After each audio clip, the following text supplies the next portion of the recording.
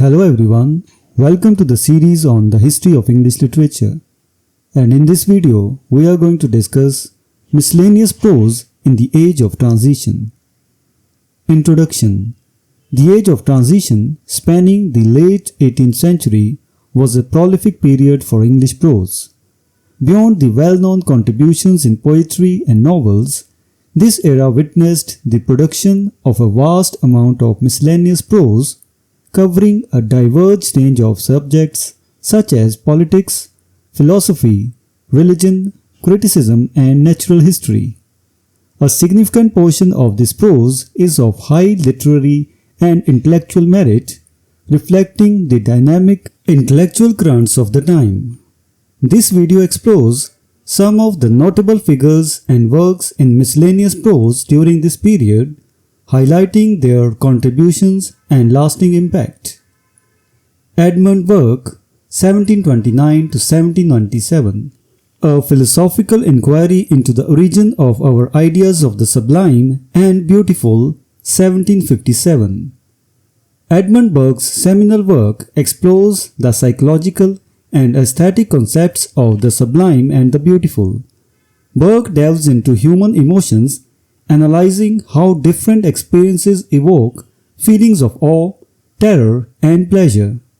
His inquiry laid the groundwork for future discussions on aesthetics and significantly influenced Romantic writers and philosophers.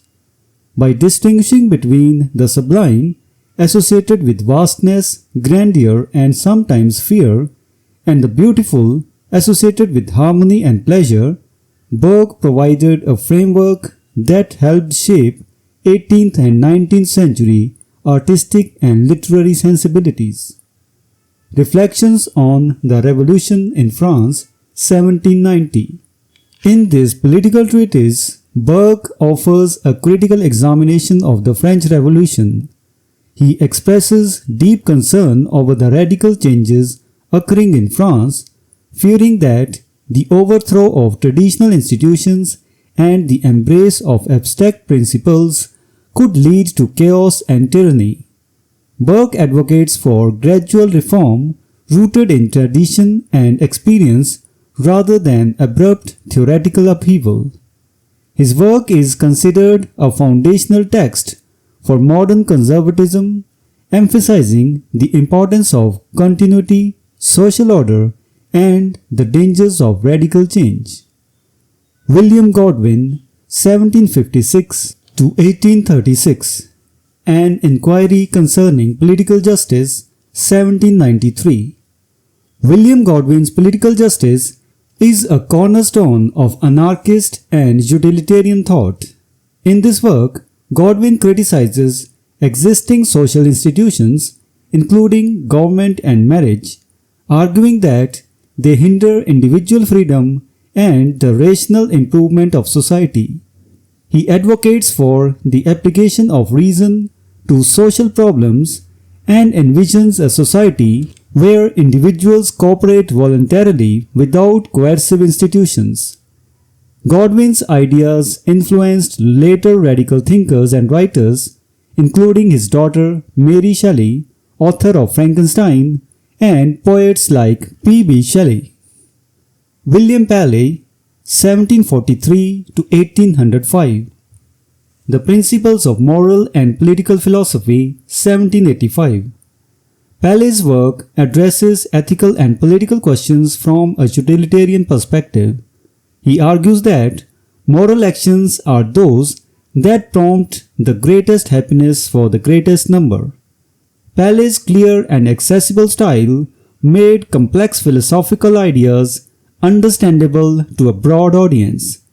His emphasis on utility and consequences in moral reasoning contributed to the development of utilitarian ethics. Natural Theology, 1802. In Natural Theology, Paley presents the teleological argument for the existence of God, famously using the analogy of a watchmaker. He posits that just as the complex design of a watch implies an intelligent designer, so too does the complexity of natural world imply a divine creator. Paley's arguments were highly influential in the 19th century, shaping discussions on science and religion, and they played a role in the debates surrounding evolutionary theory. Thomas Percy, 1729 to 1811. Relics of Ancient English Poetry, 1765.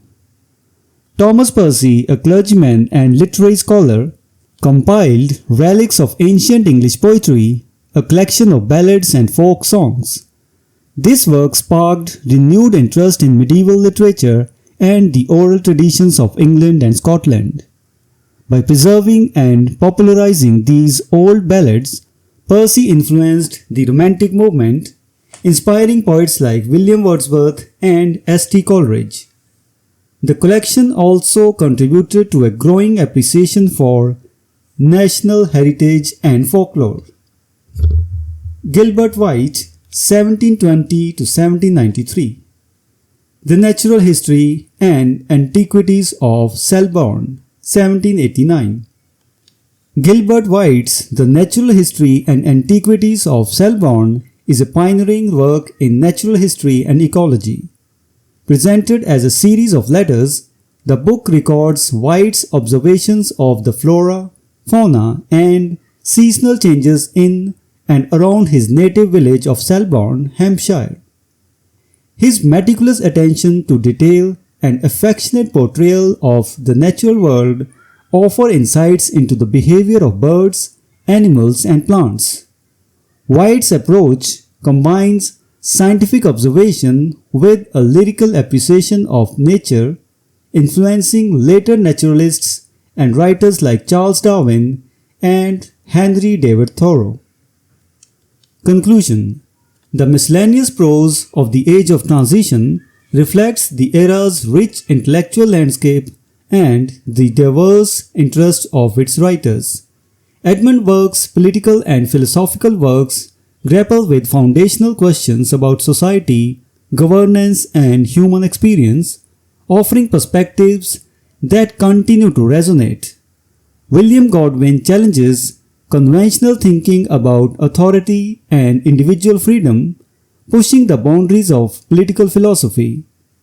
William Paley's religious writings engage with ethics and the relationship between science and faith, contributing to enduring debates.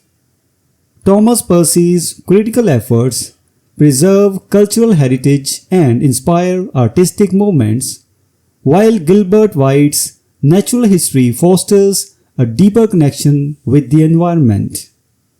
These authors and their works exemplify the depth and breadth of 18th century prose, demonstrating how writers used the medium to explore complex ideas, challenge existing paradigms, and enrich literary and intellectual traditions.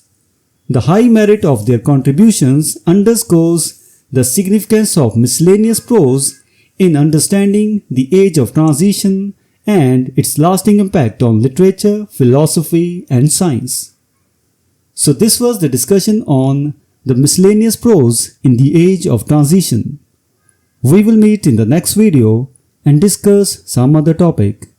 Until then, goodbye and thank you.